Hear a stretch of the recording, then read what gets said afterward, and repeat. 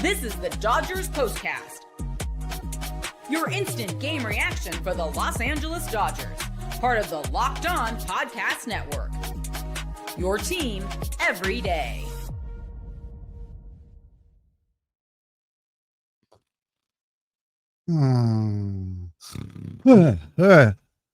Hey now, what's up? The rally cap finally freaking worked.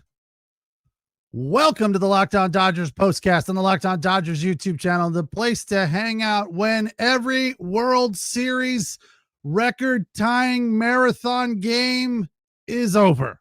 And it is finally freaking over. Holy cow. I didn't see there was a way through the tunnel for the Dodgers to win that one, but they did.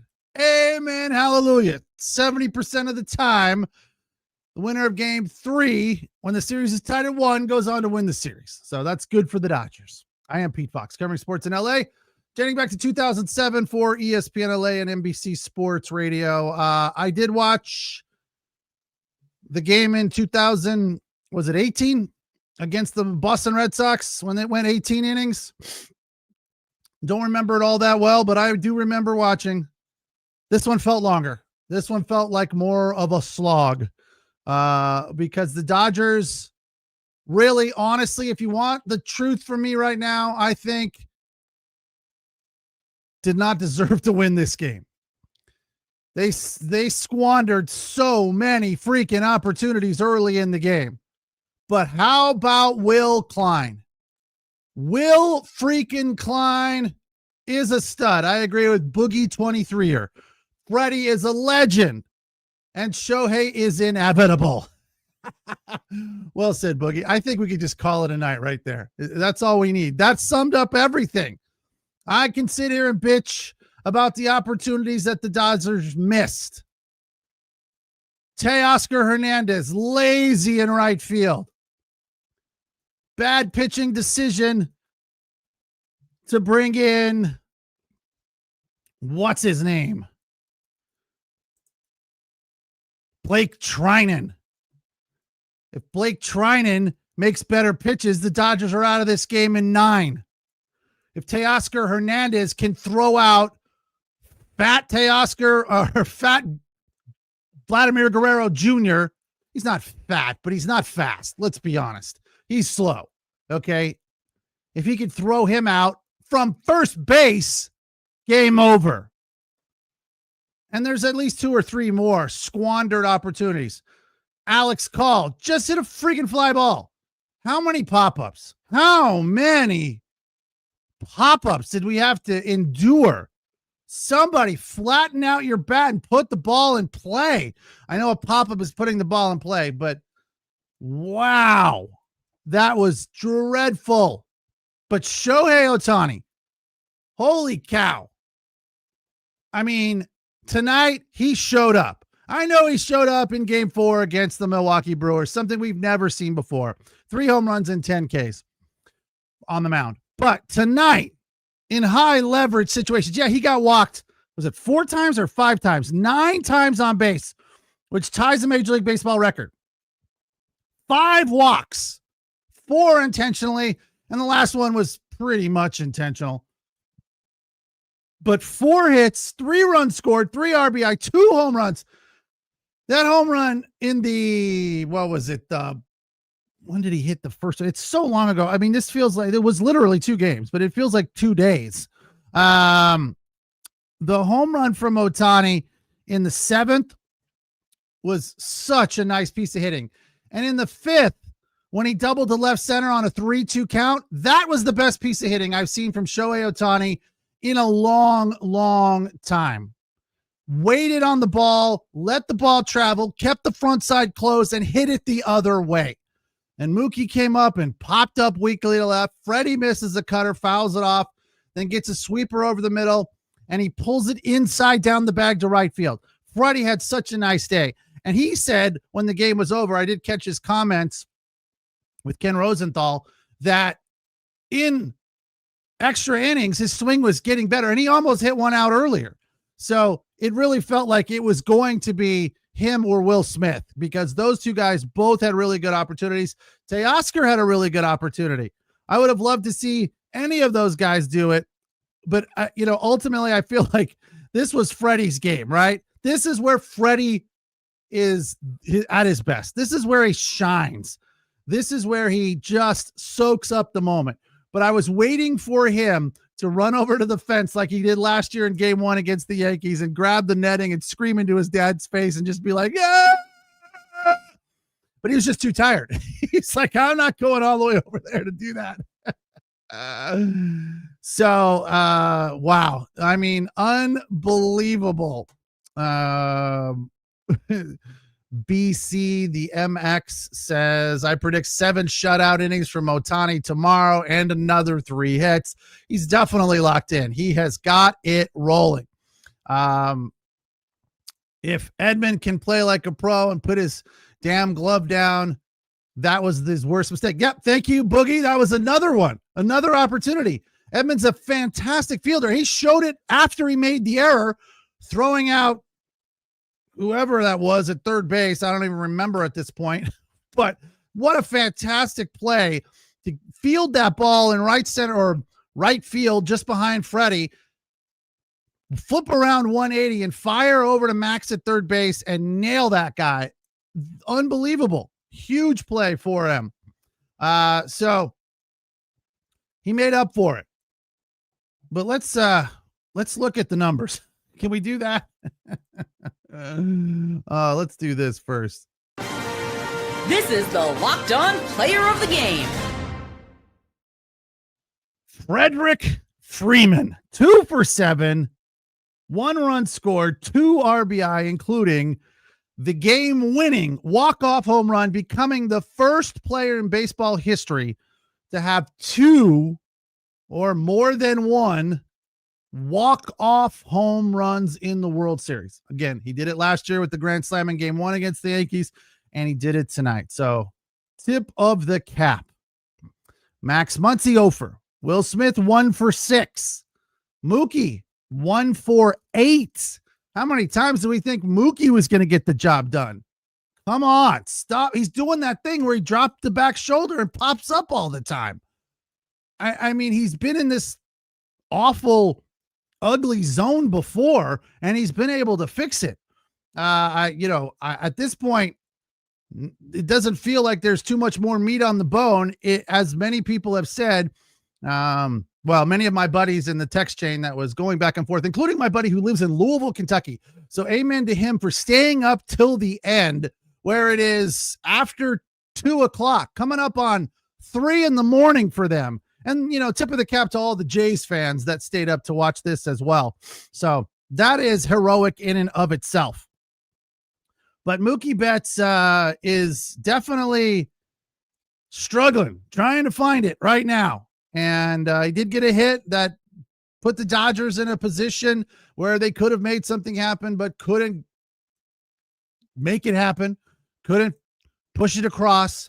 The Dodgers had so many opportunities in extras. Chances in the 11th with 2 outs, and better chances in the 13th and 14th. Pop-up, fly balls, weak efforts at the plate. Just one after the other. Teoscar, though, honorable mention for player of the game. 4 for 8 tonight. 1 run scored, 1 RBI, and 1 home run yanked into the Dodger bullpen early in the game. This one, what was it, 6.5 hours? Wow. I am making below minimum wage tonight, to say the least. Which gives me the right to be mad about one thing that is completely inconsequential, that has absolutely nothing to do with this game. I'm going to tell you about that and the turning point right after the break. It's the Locked On Dodgers postcast on the Locked On Dodgers YouTube channel. The Dodgers take a 2-1 series lead in the World Series after an 18-inning marathon, winning at 6-5 on a Freddie Freeman walk-off blast to center field.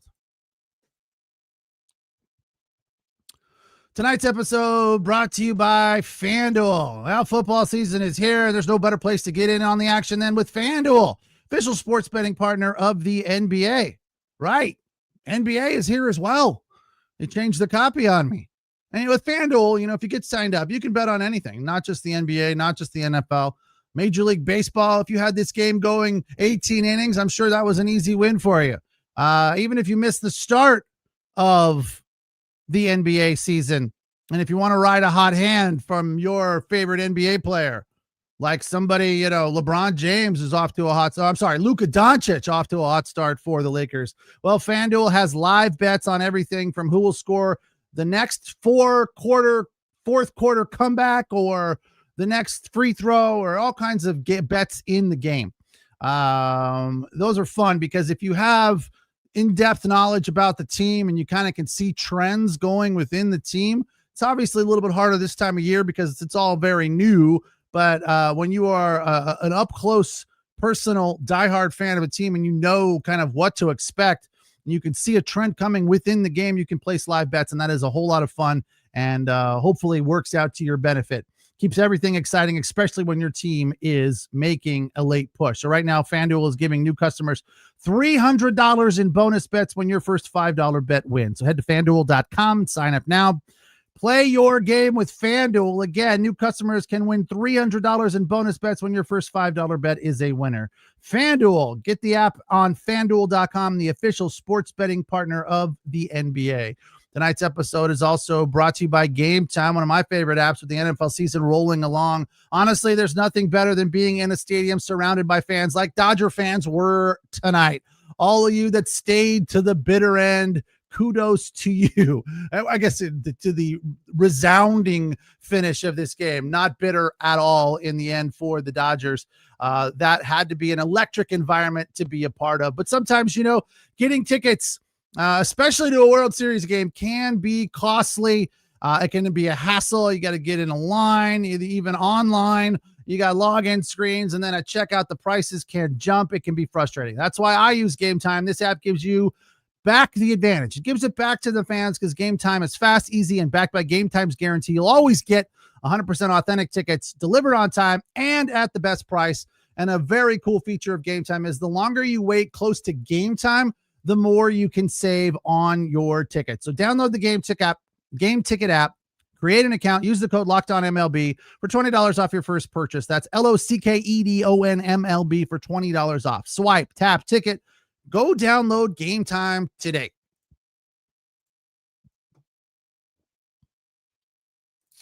All right. Dodgers win this marathon 6-5. And I do have to agree with the fact that it's going to be tough for the Jays to come back from this one. So many heroes in this game. Of course, Freddie Freeman, the player of the game, but Clayton Kershaw came in at a very crucial period of this game. You could argue that it was the time to reveal where the game was won or lost. It's the turning point. Kershaw coming in to get that one out was at least one of the major turning points of this game. It was 1/3 of an inning, and as Joe Buck and Smoltz said, it is probably the last time Kershaw ever pitches for the Dodgers. But what a way to go out. What a fantastic one out to get that out. And I'm not a religious guy, but I was doing the hear no evil, see no evil, and the praying hands emoji on my text chain because I was like not feeling like it was possible. I was like, I love Kersh and he's a legend and he will be a Hall of Famer. And people that criticize him for some bad performances in the postseason are just haters. He is very, very effective and has been throughout his career, both during the regular season and in the postseason. So if it had gone south for him at that point, it wouldn't have changed my opinion. But that performance, that 1/3 of an inning for Clayton Kershaw was huge for the Dodgers. Dreyer was huge. Robo was huge. I was like, why are you bringing in the walk master Trinan when Robo is rolling along? Lefty, righty. I'm so sick of it. But it ended up it cost him. The game would have been over in 9 had Trinan done his job, but he couldn't do it. Dreyer looked good. Sasaki an inning and 2/3. Emmett Sheehan did his job. He came in and performed 2 2/3 inning, 2 walks, 2 Ks, 3 hits, but in the end, no harm. Kershaw, third of an inning, zeros across the board, 8 pitches to get out of that bases loaded jam. Then Enriquez was dealing. He looked like Nuke Lelouch up there. I don't know where this is going, so I don't know if I dig in there if I was you.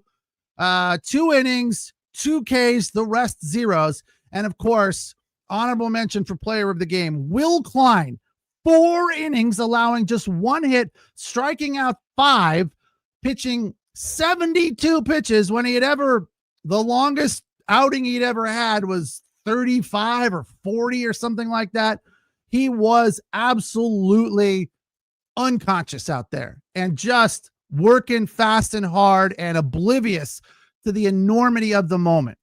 So just an amazing performance. I mean, across the board, the Dodgers 16 hits, the Jays 15. I mean, that's amazing. Runners left on base for the Dodgers, 18. Runners left on base for the Jays, 19. I mean, what was the number of pitches? Over 600 pitches in this game. Just one that we won't forget for quite a while. Again, I remember watching the game in 18. I basically have forgotten the details other than that Max Muncy had the walk-off home run to win the game. But tonight it is one that we will not forget it'll take 5 or 6, 7 years to forget this one because it was unbelievable. But the one thing that drove me crazy all night, Nathan Lucas, Lukes. That is never Lucas. Under any circumstances, his name Lucas. It is Luke's. If you want your name to be Lucas, then spell it Lucas like every other normal human being. That drives me nuts. There's another guy in the NBA, Braun. He's on the Nuggets. They call him Brown. No, his name is Braun 10 days out of 10. It's not Brown. Lukes is Luke's. It's never Lucas. I hate that. Why do we have to overthink these names? Lukes is Luke's.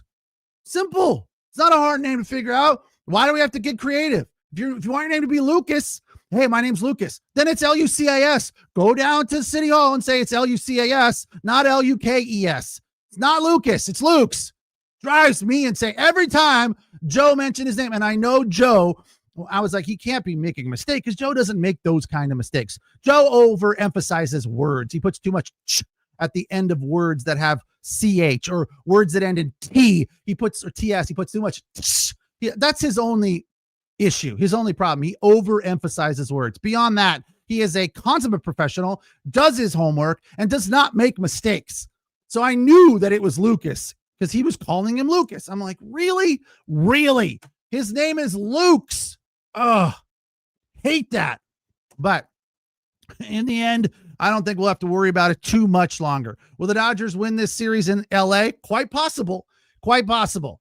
With Shohei going tomorrow and then coming back with Blake Snell on Wednesday, who's now got something to prove. Yes, it is completely conceivable that the Dodgers finish it off in LA, which would be only the second time in their history that they have sealed and won the World Series in LA.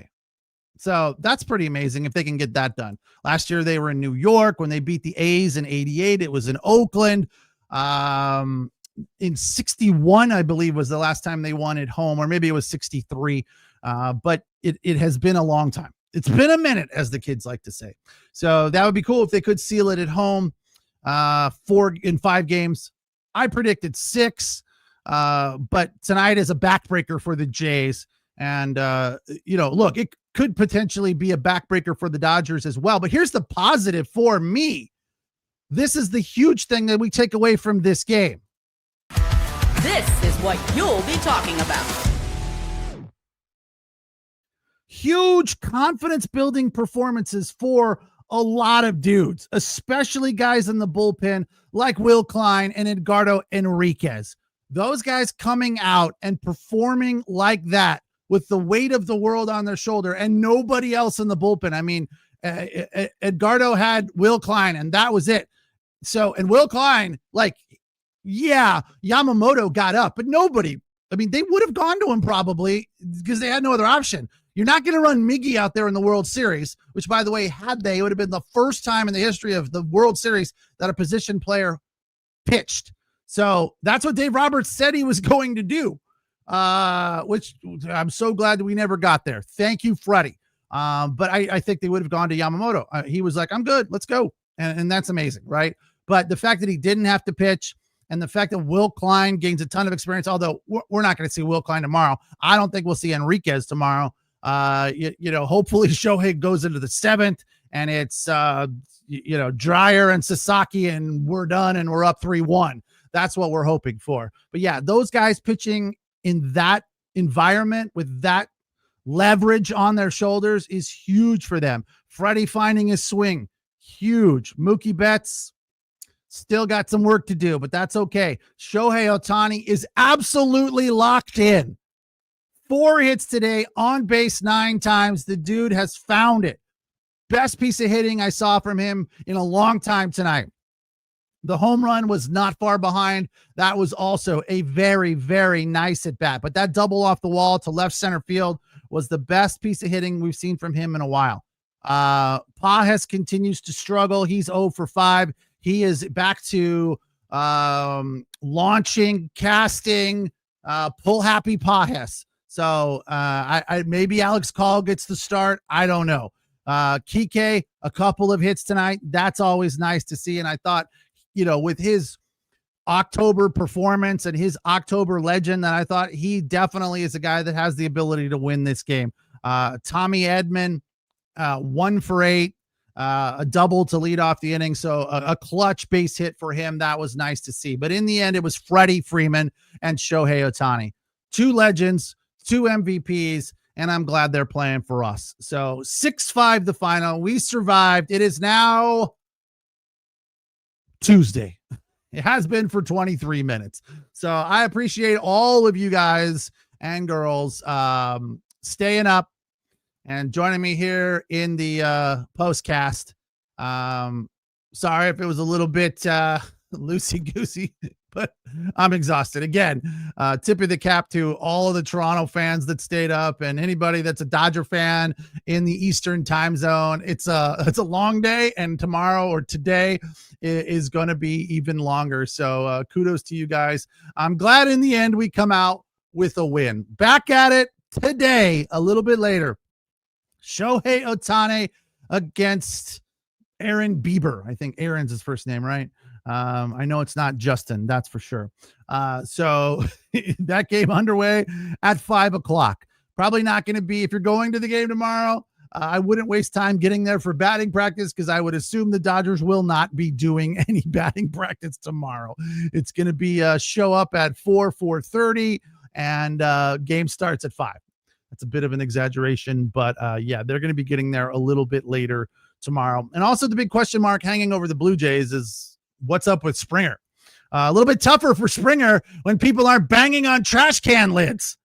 Yeah, I know. Unfortunately, he left with an injury, so he's awaiting an MRI. We'll see how that turns out. But in the end, the Dodgers are rolling. Everything is looking up. And again, Shohei Ohtani will get the start tomorrow versus Bieber a little after 5 on Fox, and we'll be here to break it down for you on the Locked On Dodgers YouTube channel with the Shane Bieber. Thank you, Bruce Davis. What did I call him? Aaron Bieber? Shane, Aaron. I mean, they're kind of the same thing, right? They're really close. They're in the same vein. So yeah, we'll be here on the Locked On Dodgers YouTube channel to break it down with the Locked On Dodgers postcast when it is over. Instant reaction. If you want a more in-depth examination of this game and what's going on in the Dodgers universe, check out the Locked On Daily Dodgers podcast with Travis Rogers, Monday through Friday, right here on the Locked On Dodgers YouTube channel. Thanks for watching. Thanks for listening, and appreciate the comments. And go Dodgers. We'll talk tomorrow when it is over. Have a good night. Take care. Or a good morning.